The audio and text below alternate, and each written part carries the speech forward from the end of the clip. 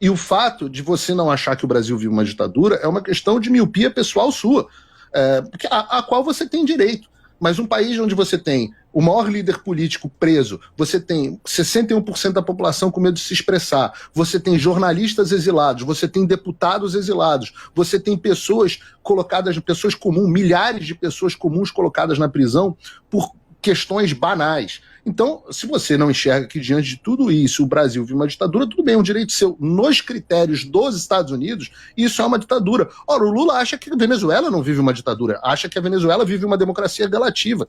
Então, cada um tem a sua visão, né? Tem o direito da sua própria visão. Mas e vocês lutam pela discordância. Vocês lutam pela discordância, não pelo pensamento único. Até o fim que você... Ô, Paulo, eu queria só que você explicasse... tem o direito de pensar isso. Que bom. Sabe qual é a diferença? Eu queria só que você explicasse por que é uma ditadura. Vamos comparar, né, com o período que o país viveu.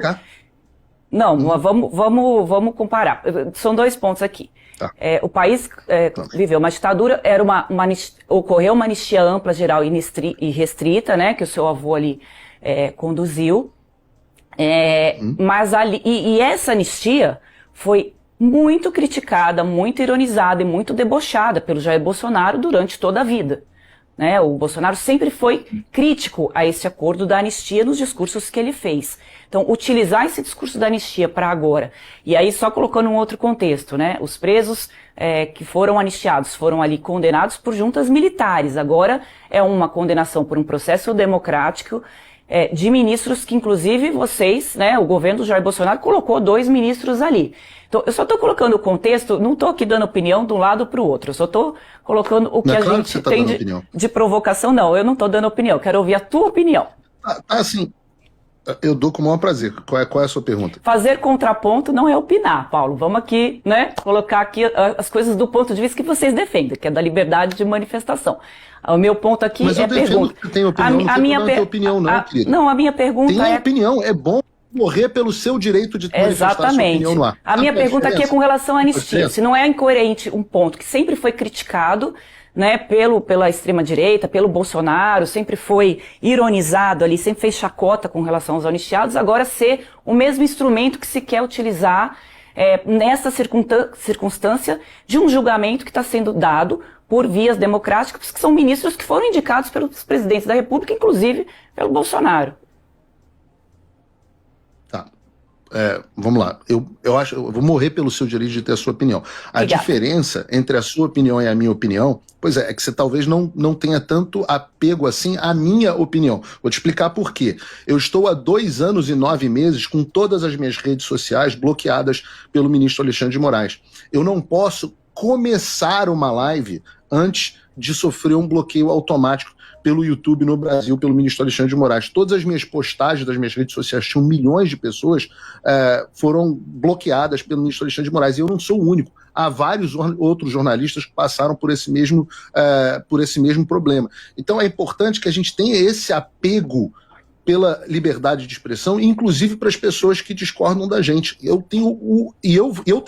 Eu certamente vou brigar para sempre que você possa dizer suas coisas, dizer que o Brasil não é uma ditadura e a gente tem esse tipo de debate.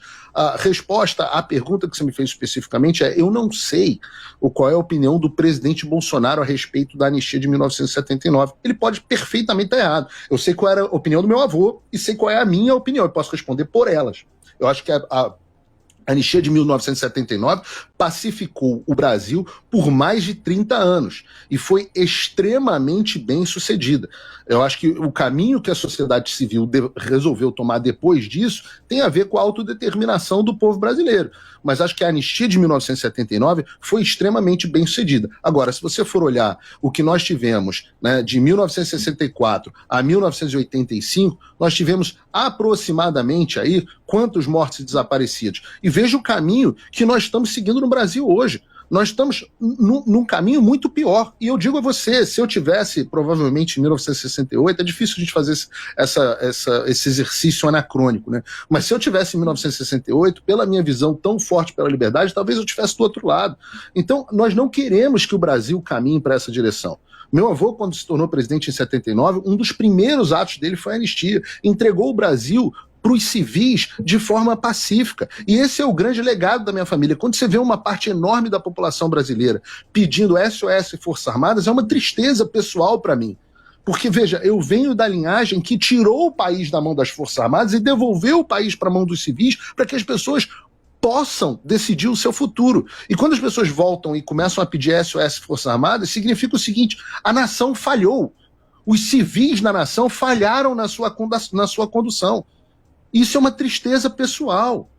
Isso sim me causa constrangimento. Isso sim me causa tristeza pessoal. Então eu, hoje, recupero e dou continuidade ao legado que eu volto a dizer, não é só do meu avô, é do meu bisavô, do meu tataravô.